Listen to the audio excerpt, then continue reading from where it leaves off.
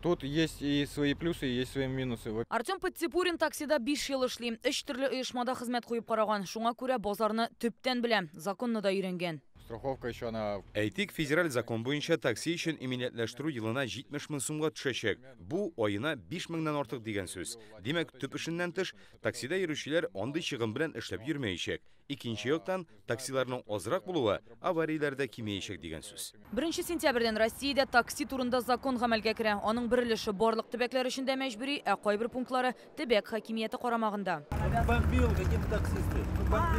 Казандагы таксистлар иң күп җыелучы урыннар вокзал һәм аэропорт тирәләре. Тимер юл вокзалы янында алар дистәләгән.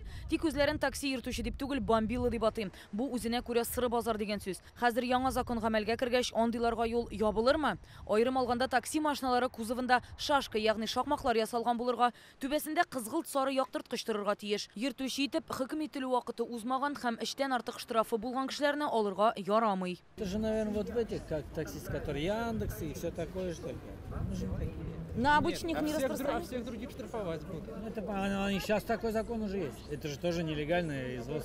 Федераль закон төбәкләрнең үзләренә берничә вәкаләт калдыра. Шуларның берсе такси машинасының төсен сайлау. Дәүләт советы сайтына куелган документны карасак, бездә ак һәм сары машиналар булырга тиеш. Әмма хәзер таксины истәмә керем буларак файдаланучы меңләгән кеше үзләренең төрле төстәге машиналарында йөри. Алар нишләргә тиеш?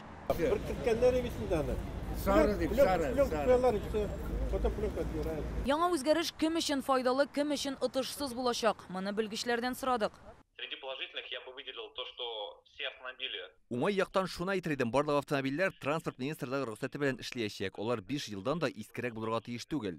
Машина йөртүчеләр үз мәшгуль булып бюджетка салым түләячәк. Димәк, соры базардан чыгарга туры килә. Тискәре яклардан шәһәрне белүеңне дәлиллисе була. Хәзер бөтен йөртүчеләр навигатордан файдалана. Шуңа әлеге кагыйдәнең ни кирәклеген аңламыйм. Такси иминияте мәсьәләсе ничек тикшереләчәге дә аңлашылып бетми әле. Насколько я понимаю, это хотят они сейчас... Минемчә, алар анда-монда язылган кагыйдәләрне бер документка җыярга, такси базарын тәртипкә салырга телиләр. Машиналарның ак һәм сары гына булырга тиешлеге турында яңалык түгел. Моңа кадәр дә шулай иде. Дөрес, бизнес-класстагы машиналар белән ни булар? Алар нигездә кара төстә.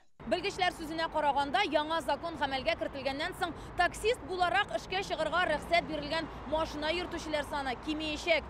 Димәк, таксига ихтыяҗ артачак. Ә бу исә хезмәтнең бәясенә дә йогынты ясарга мөмкин диләр. Арту ягына таба. Россиянең таксомотор тармагы үсешенә ярдәм итү берлегендә әйтүләренчә, федераль закон таксига катнашы булган һәркемгә кагылачак. Для водителей такси, конечно, в регионах очень сильно все поменяется. Закон күбрәк агрегаторлар күзәтү астында булсын өчен эшләнә дип саныйм. Алар эше моңа кадәр көйләнми иде. Бу юлы ничек булачагын вакыт күрсәтер. Моннан тыш такси һәм машиналарның төбәк реестры барлыкка киләчәк. Татарстанда алар 3 булыр дип планлаштырыла. Рания Абдрахманова, Гадел Миндубаев, Яңа гасыр каналы.